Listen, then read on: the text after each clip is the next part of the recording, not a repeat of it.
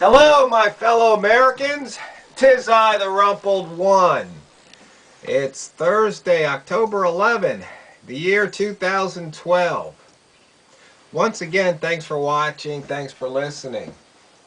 I woke up this morning and there's a couple new words. Maybe I could say I invented them, created them. And before I went to bed last night, I was reading this book, Rules for Radicals by Saul D. Alinsky. Now, the reason I read this book is that I've read on many occasions that this is Obama's handbook, that this is what he's using. So I figured I should read this because I want to know. Now, some people go, well, what? You want to become like Obama? It's just like, no, it's just the opposite. The other day I was at a friend's house and I had a book called, I think it's How to Cheat at Poker. And they were saying, oh, I would never cheat. No, I would never ever cheat. I go, well, that's not the point for reading the book. The point for reading the book is so you know how people cheat, so you can tell when they cheat. And that's the same with this book. I want to know what Obama's up to, really up to. And the words I coined was Obamarant. When you're Obamarant, that means you vote for Obama because you don't know any better. You're basically ignorant, Obamarant. And the other word is Obamapid, is that you know what Obama's capable of and what he's going to do and what he's done, but you vote for him anyway. It's kind of like you're being stupid. You're being Obamapid.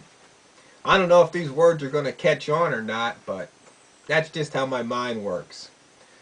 Because I think it was Confucius who said, there's two types of men who aren't teachable, the very wise and the very stupid. And you know how Obama talked about people clinging on to their Bibles and their guns? Well, he wasn't talking about the Muslims, even though you can apply that to them. He was talking about the people in the Bible Belt. He was trying to say these people are ignorant. Well, there's people who follow Obama with that same zeal, that same zest, that same blind belief, that faith that they have in the God Almighty. And it's amazing. It's just like in the Matrix, I've quoted it before, that these people will fight to the death to defend the system that enslaves them. When you think about it, Obama's like the king who's gnawing on a big old turkey leg or ham bone and then throws after he's done, he throws it to the dogs, to the serfs. That would be us, you and me. Think about it. He's riding around in Air Force One, has a security patrol, Secret Service. He's eating the finest foods, staying in the finest places, all on our dime.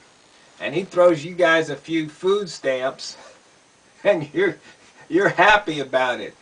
You know, he'll buy you let you have a cell phone for free. And you're happy about it. Not looking at the big picture. I think I read where Michelle Obama has spent more than any first lady that preceded her. I think they said they ran up a tab, Obama and Michelle Obama have run up a tab of something like $1.4 trillion. $1.4 trillion. Now, I don't know if that number's accurate or not. I haven't done all the research and I haven't gotten out my calculator, but you know, every time they go somewhere, they have a lot of people that tag along, security, all their staff. And Obama's done a lot. He's spent money. I've talked about this before. If you go to the White House websites and they have things about former presidents. Obama's had people insert stuff about him, so almost no matter what you look up, there's going to be a reference to Obama. And so this book, Rules for Radicals. Now I made that video about Rich Uncle Sam, or Rich Uncle, who should pay. Here on page 23, this is the paperback edition, in the chapter called The Purpose. He says, the fact is that it is not man's better nature, but his self-interest that demands that he be his brother's keeper. We now live in a world where no man can have a loaf of bread while his neighbor has none. If he does not share his bread, he dare not sleep, for his neighbor will kill him.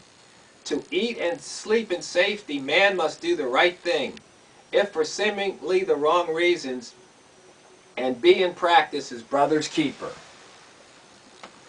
That's an interesting thought. That I think you can interpret that as, it's a jungle out there. It's dog, eat, cat too. And you know that song, Welcome to the Jungle, you can take what you want, you just better not take it from me. Well, I think those rules apply. And so it seems like that's what Obama wants to do. He wants to, you know, share the wealth. You know, cut up that pie. Your piece is too big. You got to give some to somebody else. Now, right, wrong? He basically says you can't have right unless there's wrong, and you can't be wrong unless there's a right. So, it's kind of like talking out both sides of your mouth. And it's all a game of line drawing that Ringer has so eloquently written about. Somebody moves the line and they move it a little bit more. But for me, the bottom line is that we can't have another 4 years of Obama. This country probably would survive, but I think it would be really grim. There's no telling how much further he could push it. It really isn't. They've already circumvented the Constitution. NDAA. Look it up if you don't believe me. No more free speech. No more right to privacy. No more secure in your own home. And we the people, many of you out there, are going to vote for Obama again. Doesn't matter what they say about him, what truths, what they expose, there are people who are going to vote for him. I think that we should also label them the flat earthers. Because if Obama came out and said that the earth is flat, they would believe him. They would repeat it. They wouldn't think he was crazy. And you know what happens to many people in history who have told the truth. They've been burned at the stake, tortured, banished, killed.